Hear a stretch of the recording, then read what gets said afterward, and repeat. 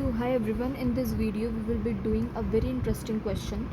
So 1.84 gram mixture of CaCO3 and MgCO3 was heated to a constant weight till 0.96 gram residue formed. Percentage by mass of MgCO3 in sample was. तो basically हमें reaction दी हुई है CaCO3 and MgCO3 की. ये दोनों का mixture एक तैयार किया जाता है एंड इनका वेट होता है इनके मिक्सचर का 1.84 ग्राम एंड उसे कॉन्स्टेंटली हम उसे हीट करते रहते हैं जब तक उसका वेट 0.96 ग्राम नहीं हो जाता. तो बेसिकली हम उसकी पहले रिएक्शन लिख लेते हैं.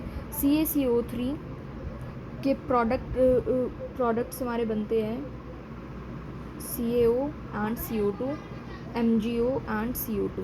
तो यहाँ पे इसके अगर मैं नंबर ऑफ मोल्स को CaCO3 के नंबर ऑफ मोल्स को मैं अगर x लेट कर लूँ, let the number of moles of CaCO3 be x and number of moles of MgCO3 be 1.84 minus x, क्योंकि टोटल देखो 1.84 है, उसमें से हम x को माइनस कर देंगे देन हमारा MgCO3 निकल जाएगा.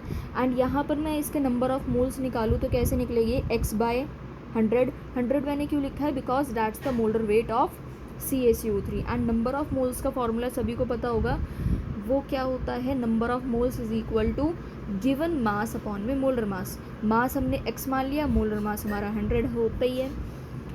एंड MgCO3 का मास है 1.84 माइनस x अपॉन में इसका मोलर मास क्या होता है, वो होता है 84. अब देखो आपने limiting reagent and excessive reagent वाला टॉपिक पढ़ा होगा, तो उसके अंदर जब इसका एक नंबर ऑफ मोल है तो इसका भी एक नंबर ऑफ मोल है, दोनों सेम हो गए. x बाय 100 इसके मोल्स है एंड इसका 1.84 माइनस x इसके भी मोल्स हैं, नंबर ऑफ मोल्स इसके भी यही है. तो अब हम यहाँ पर वेट निकालते हैं CaO का. नंबर ऑफ मोल्स, देखो number of moles is equal to mass upon में मोलर मास एंड मुझे निकालना है mass. So what can I do, number of moles into molar mass कर दूँ. तो यहाँ पे हम CaO का वेट निकाल रहे हैं. x अपॉन 100 इसके नंबर ऑफ मोल्स है, देन इसके मोलर मास से मल्टीप्लाई कर देंगे. मोलर मास है इसका 56. Now weight of MgO 1.84 minus x by 84 multiply by 40. MgO का मोलर मास कितना होता है, 40 होता है. एंड हमें देखो क्वेश्चन में क्या दिया हुआ है, रेसिड्यू 0.96 ग्राम है.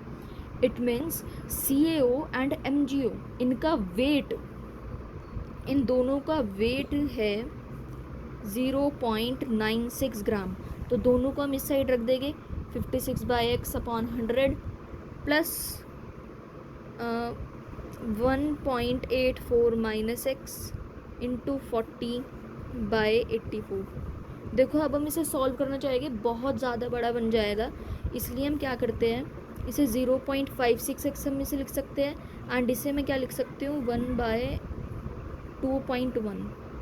ठीक है. सो 1.84 माइनस x एंड 2.1 को अगर मैं 1 से डिवाइड करूँ, बिकॉज यहाँ पे 1 बच गया ना, अब मैं 2.1 को 1 से डिवाइड करूँ तो देखो क्या आएगा,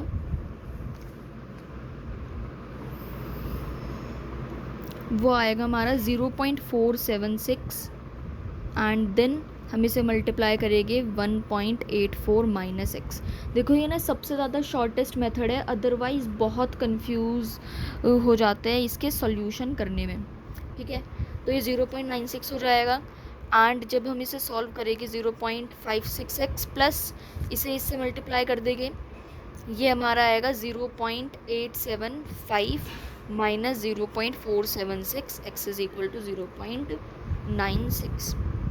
नाउ इसे हम माइनस कर सकते हैं, ये आएगा 0.09x एंड 0.96 माइनस 0.87, ये 0.09 आ गया एंड x की वैल्यू मेरे पास क्या आ गई, 1 आ गई. ठीक है. नाउ मुझे MgCO3 की निकालनी है एंड MgCO3 मैं कैसे निकाल सकती हूँ, 1.84 माइनस x करके.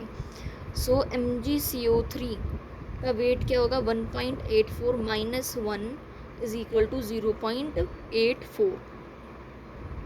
अब मुझे इसकी परसेंटेज बाय मास निकालनी है, बिकॉज क्वेश्चन में क्या पूछा है, सैंपल के अंदर MgCO3 का मास क्या है। So percentage of MgCO3 is equal to, जो हमने मास निकाला है 0.84 एंड जो टोटल मास है हमारा मिक्सचर का डैट इज़ 1.84 इंटू 100 कर देंगे।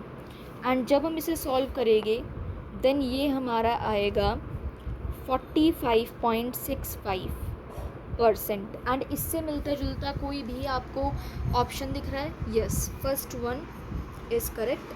So this was the question of this chapter, mole concept.